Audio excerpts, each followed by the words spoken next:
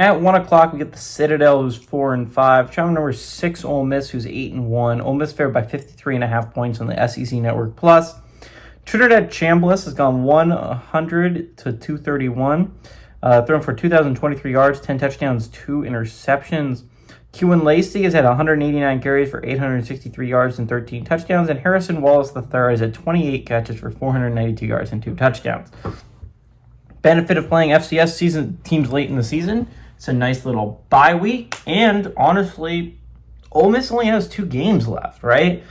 They really, this counts as a game, but doesn't really add to your resume in any meaningful way if you're Ole Miss. So I think Ole Miss is about as much of a lock I'm willing to go for a team that's not in the Big Ten, right? I feel like Ohio State and Indiana, my gut feeling is they're pretty much locks for the college football playoffs. Ohio State, I think, reasonably could maybe lose 1 game, and that's the road trip to Michigan.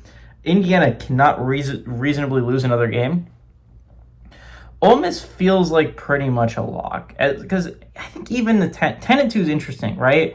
Ole Miss is such an interesting team because the resume win-wise just straight up isn't very good. They are thanking the gods Oklahoma beat Tennessee last week because they need that Oklahoma win to look as good as possible because they just really don't have another win of all that high quality. Their best other win is a home game against LSU, which isn't the worst win in the world. That's a 6-3 probably football team right now. But it's not awesome. It's not like this other win over another team that's competing for a college football playoff spot. So Ole Miss's resume really hinges on the fact that they don't have a bad loss. Their only loss is a road trip to Georgia.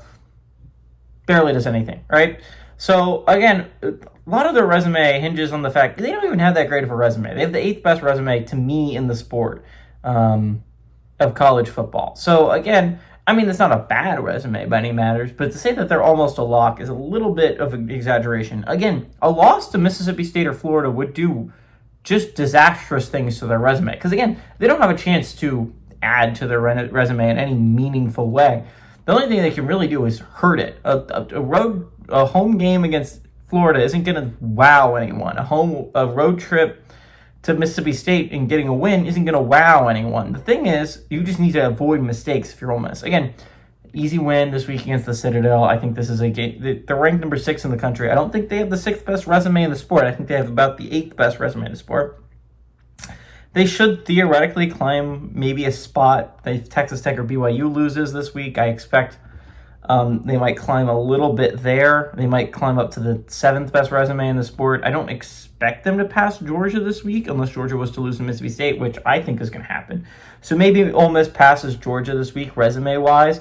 So it'll just be interesting to look at. I think the Rebs end up being the 6 or 7 seed in college football. I think that's a very reasonable expectation for them to land. I expect BYU or Texas Tech to end up being the 5 seed, maybe top 4 seed.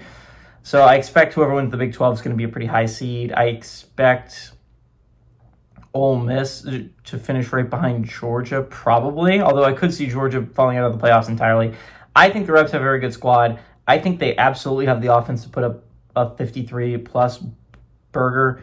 I think the Rebs win, and I think the Rebs cover at home.